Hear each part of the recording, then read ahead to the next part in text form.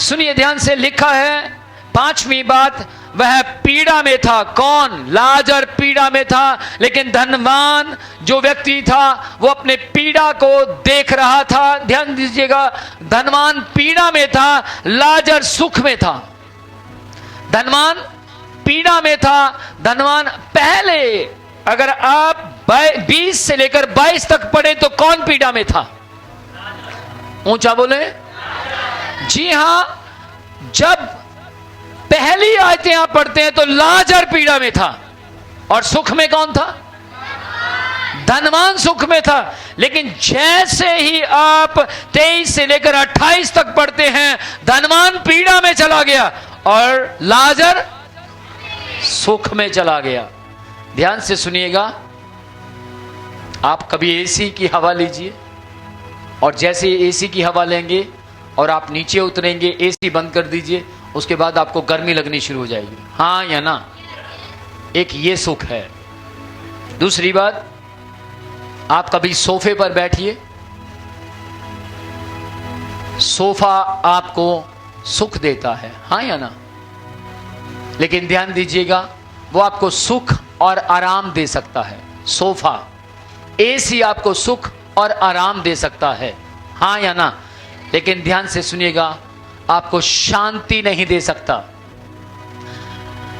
धनवान ने सुख और आराम पाया था, अलग अलग वस्तुओं से, नौकर चाकर से उसने सुख और आराम पाया था।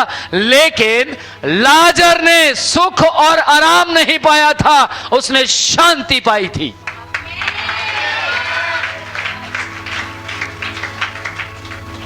आज आप सबसे, मेरा आपसे सवाल है, आपने सुख पाया है, आराम पाया है या शांति पाई है?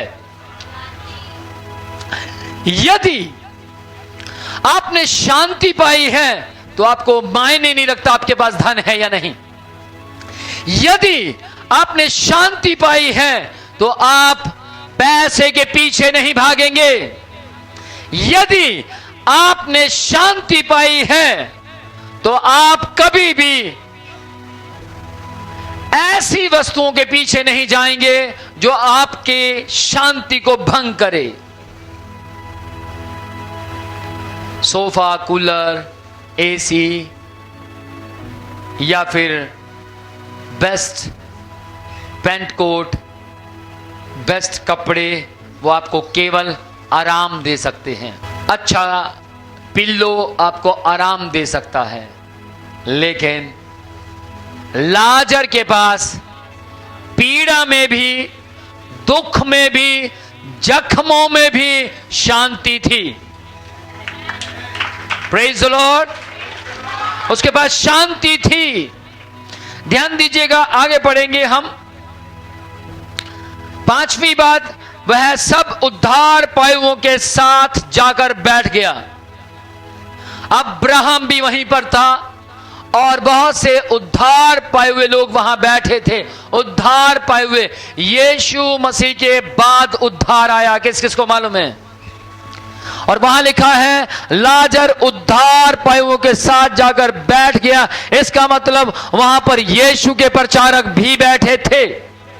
यीशु के नाम पर विश्वास करने के बाद उद्धार पाए हुए लोग जो मर गए थे वो भी वहां बैठे थे। हालेलुया। वो उद्धार पाए हुए लोगों के पास जाकर बैठ गया और बाइबल कहती है धनवान नरकवासियों के पास जाकर बैठ गया, जिन्होंने चर्च तोड़े थे, जिन्होंने चर्च को बिखेरा था, जिन्होंने हमेशा परमेश्वर का विरोध किया था, जिन्होंने हमेशा परमेश्वर का खंडन किया था, जिन्होंने हमेशा परमेश्वर के बारे में अपशब्दों का इस्तेमाल किया था और कभी शांति की तलाश में नहीं रहे बल्कि हमेशा आराम की तलाश में रहे। जो लोग आराम की तलाश में रहते हैं वे कभी भी मरने के बाद नरक जा सकते हैं, लेकिन जो शांति की तलाश में रहते हैं वे मरते ही उन्हें स्वर्गदूत आएगा और स्वर्ग लेकर जाएगा।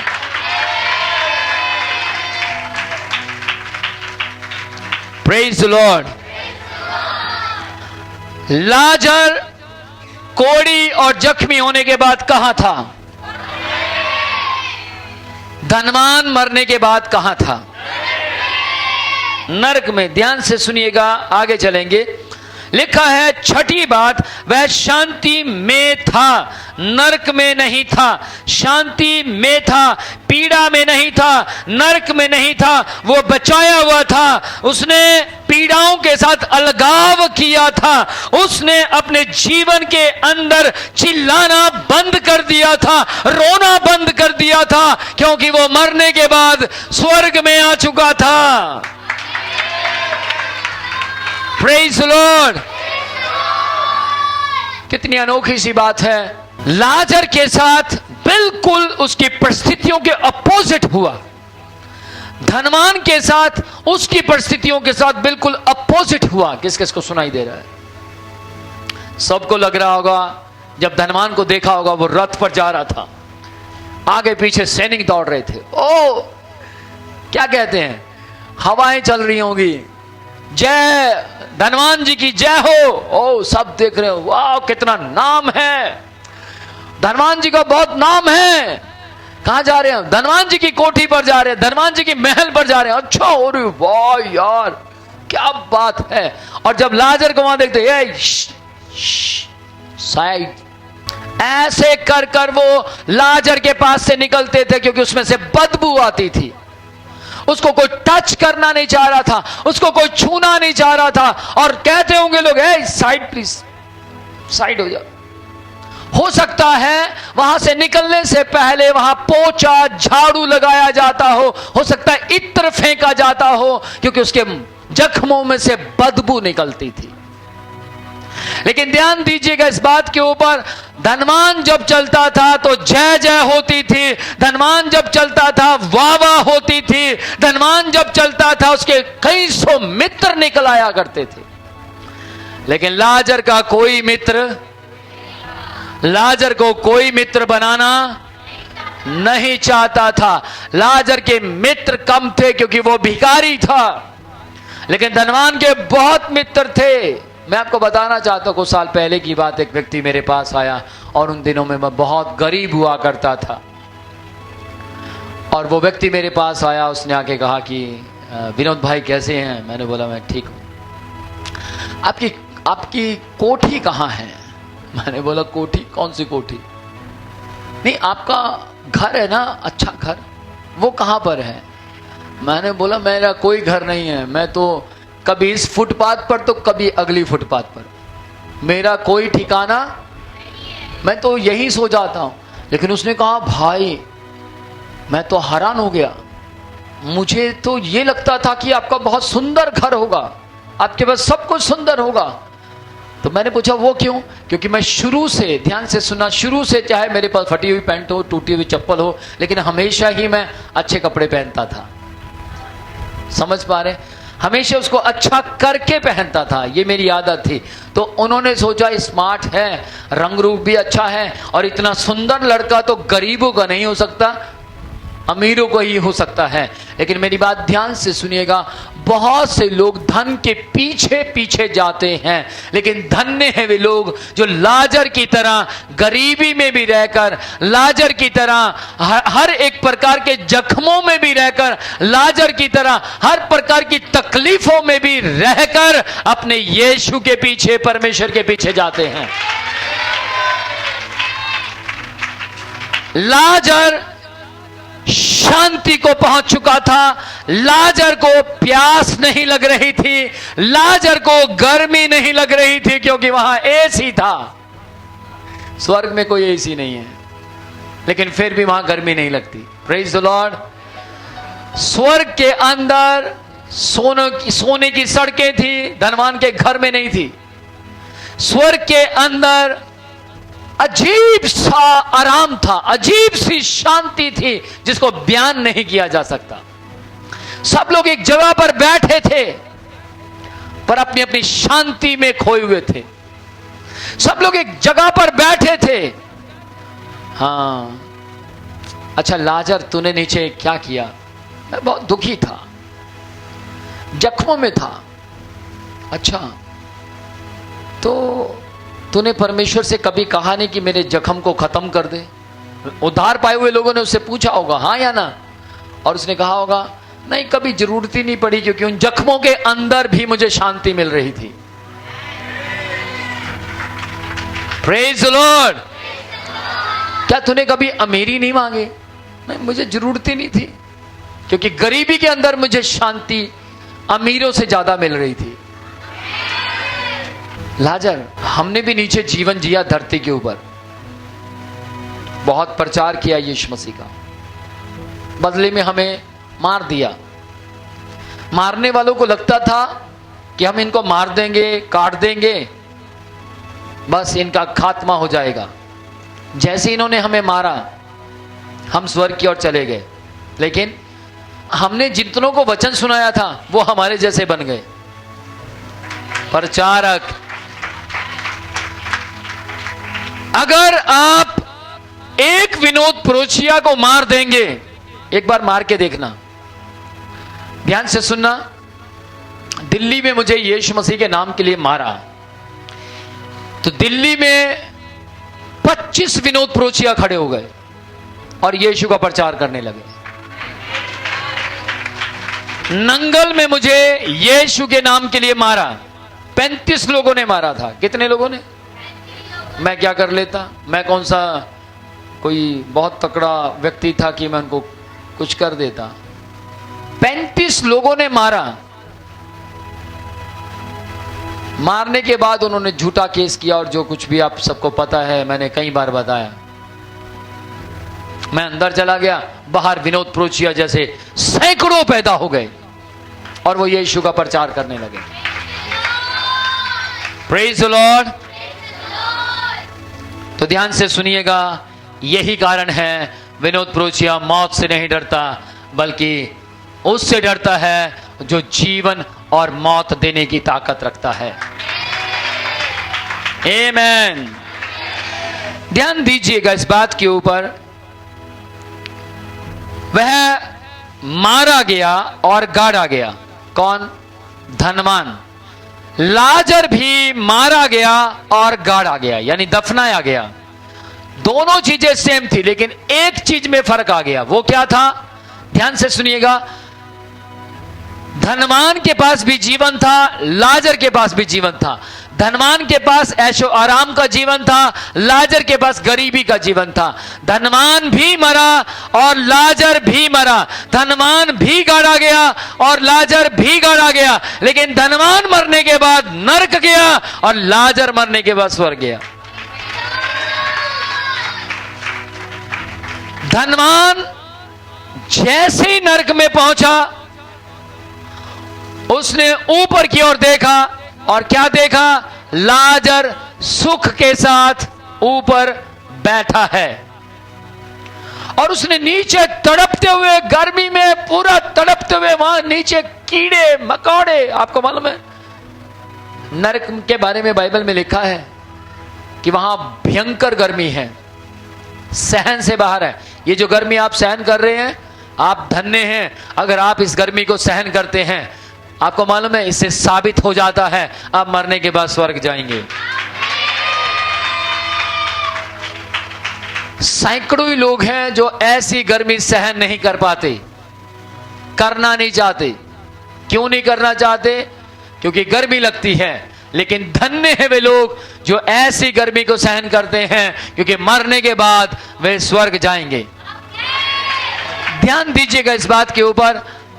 लाजर स्वर्ग में था, धनवान नरक में था। और धनवान को गर्मी लग रही थी, नाक में से कीड़ा जाता था, कान से निकलता था।